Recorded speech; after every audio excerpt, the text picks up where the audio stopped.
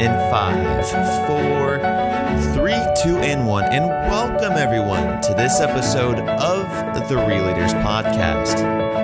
Are we misunderstanding the health uses of psychedelics, I guess? We have, because of a cultural prejudice. And, in the 60s, there was a cultural revolution, basically. The environmental movement, the anti-Vietnam War movement, the psychedelic movement, and the birth of the computer, internet technology. Yeah. All those were co-occurring at the same time. And unfortunately, when you have a powerful tool that is not put in the hands of responsible, experienced citizens and leaders, it can be abused. So the psychedelic medicine research was set back a lot. Timothy Leary popularized it, but he really, unfortunately, sabotaged a lot of the legitimate research. There's some great things to say about him. And there's a lot of things that, retrospectively, I think he himself would recognize that there would have been a better path had they kept it within the medical community. Our society lacks the rites of ascending into adulthood. And these initiation rites in indigenous cultures, when a child becomes an adult, there's a very specific initiation rites that have been have traditions. Unfortunately, us and Americans, many of us from Europeans are displaced. We are not the first peoples. The first peoples of this country understood this very, very well. We are a displaced population that unfortunately has become, quote unquote, divorced from many of the rituals that helped us ascend into adulthood, into the greater wisdom. The psychedelic plants and medicines were very much a part of that in many indigenous cultures.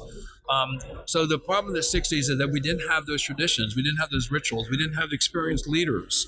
So inexperienced leaders, then unfortunately, because of ego and popularity and also the counterculture rebellion against authority, all these things unfortunately sabotaged the legitimate use of these psychedelics. Now we are looking at the opioid crisis. The opioid crisis is pandemic. It is so harmful. Psychedelics are not addictive.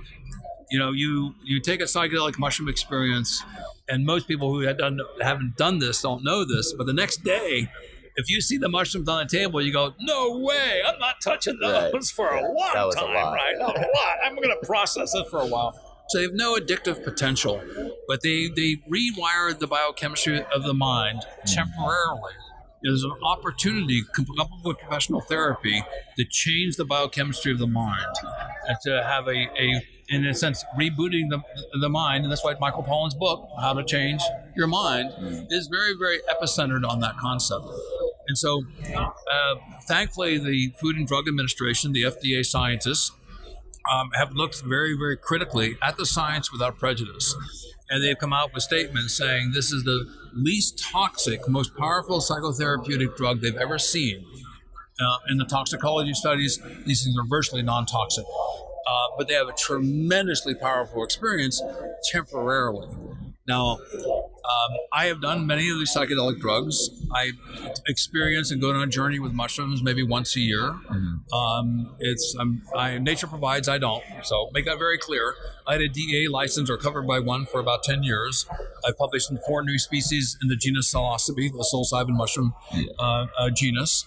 And so the use of these mushrooms therapeutically is opening up a door to be able to save society money and harm reduction. Now think of if your brother, my son, how much is the prison paying to house him? What is he contributing to the society? His court dates keep on getting delayed. Anybody who's gone through the court system knows this well. It's extremely inefficient. Delay after delay after delay, resources. Our taxes are paying for those resources of basically a dysfunctional system.